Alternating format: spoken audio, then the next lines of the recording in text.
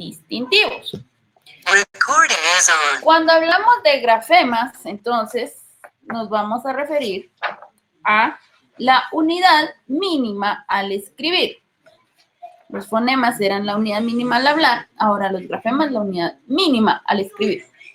O sea, las letras como comúnmente las conocemos, pero se llaman grafemas porque no solo hay letras. Dice que hay letras, todas las consonantes, ¿verdad?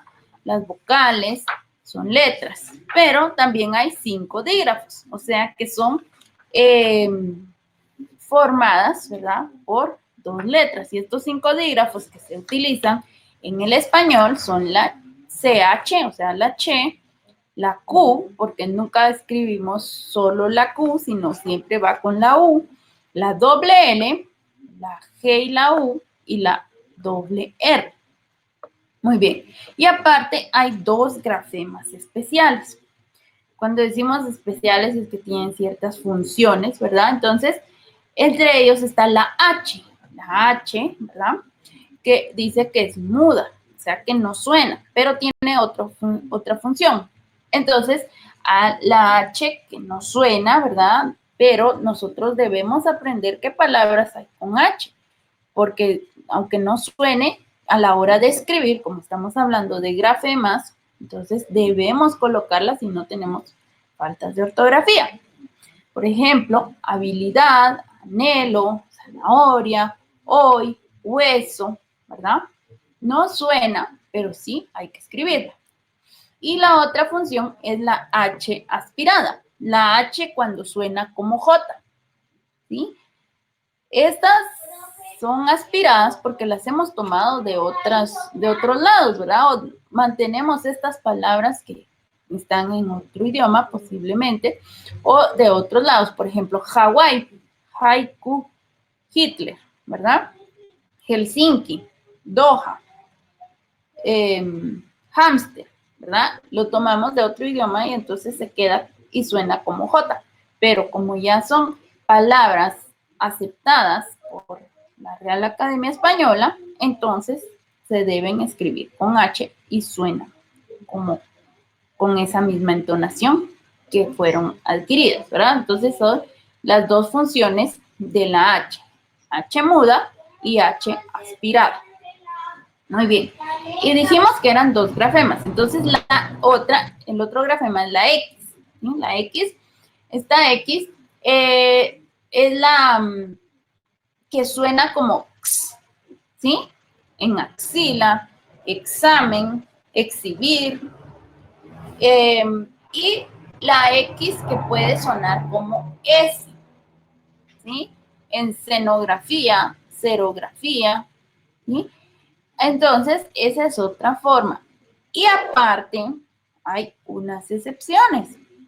Como conocemos, ¿verdad? En algunos nombres propios y palabras de origen indígena, en los cuales las X suena como J, ¿verdad? Como México, Oaxaca, Texas, ¿verdad?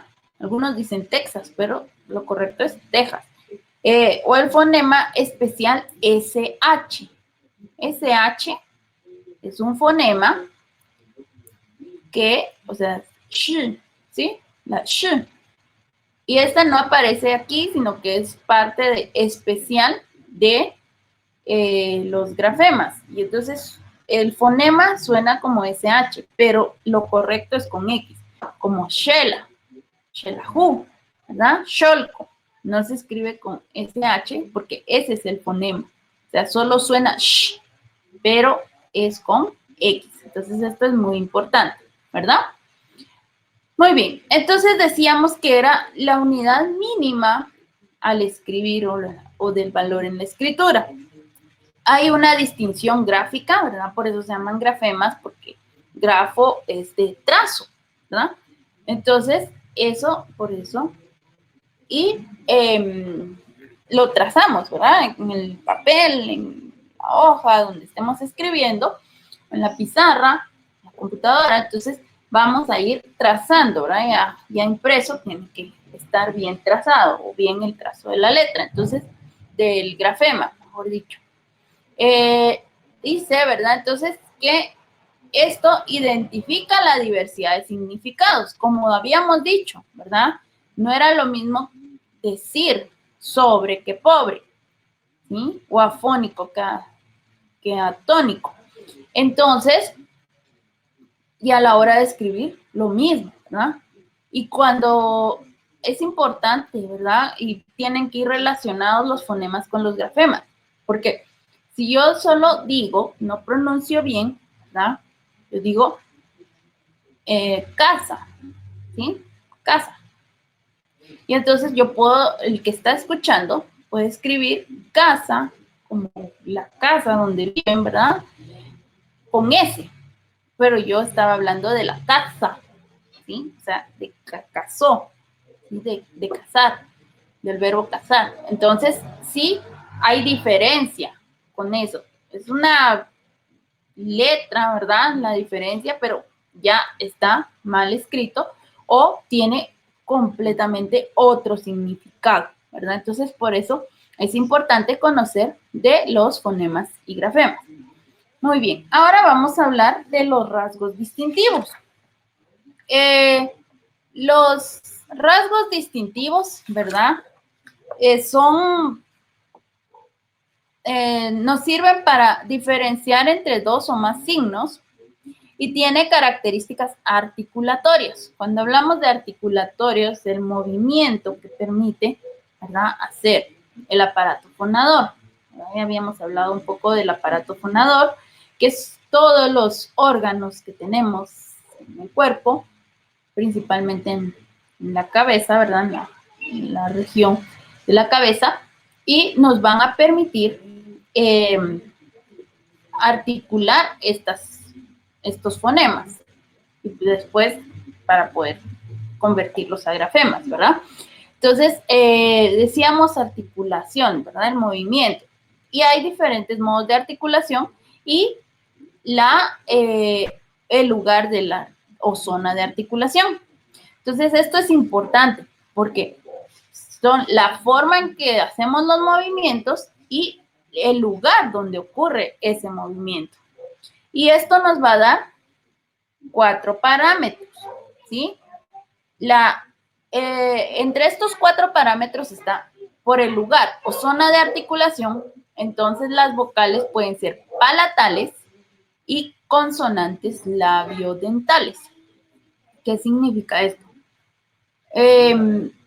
Cuando decimos, ¿verdad?, estamos moviendo un poco la lengua y, ¿verdad?, es mínimo, pero está saliendo, podríamos decir, el sonido y va pasando por el paladar y son palatales. Ya vamos a ver más específico cuando veamos los fonemas vocálicos. Las consonantes labiodentales son las que utilizan los labios y los dientes, por eso se llaman labiodentales, como la B, ¿sí? B, estamos usando labios y dientes, ¿verdad? Por eso son labiodentales. Entonces, por ese lugar o zona donde se localiza, ¿verdad?, esta articulación, este movimiento, pueden ser entonces vocales palatales y consonantes labiodentales. Según el modo de articulación, cómo se mueve, ¿verdad?, se pueden diferenciar en 2 o más signos. Por ejemplo, vocales abiertas y vocales cerradas. ¿En qué consiste esto? Porque el movimiento que hacemos con la boca, ¿verdad? Digo, A, O, I, U. Casi no abro la boca para decir I, U, por eso son cerradas. En cambio, las otras son abiertas, porque yo abro la boca. Y consonantes fricativas, ¿verdad? Que van a pasar friccionando, haciendo fricción. Entonces,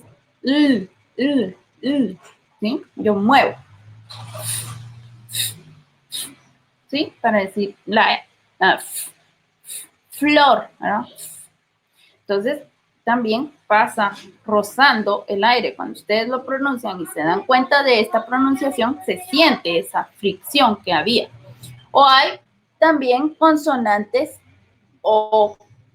oclusivas, o sea que, ¿sí? Oclusión, digamos, mantenemos cerradas los dientes, ¿verdad? oclusión, ¿sí? Completamente. P, b, ¿sí? Entonces está cerrado. Entonces ahí ya hay oclusión. La T también. T. La ¿sí? Entonces, eso es la oclusión. Ahora, entonces eso es por el modo de articulación, el movimiento que había. También puede ser el otro parámetro, la acción de las cuerdas vocales. Y esta acción de las cuerdas vocales, o sea, qué tanto se usan o se mueven las cuerdas vocales, nos van a dar sonidos sordos, los fonemas en sonidos sordos y los fonemas en sonidos sonoros. O sea, que suena, ¿verdad? Como las vocales. A, O, se oye el sonido. Cuando decimos hueso, ¿verdad? Solo suena la vocal, pero la H no sonó. Y sí lleva H. También, ¿sí? Casi son sonidos sordos porque, o sea, las consonantes en sí no tienen tanto sonido.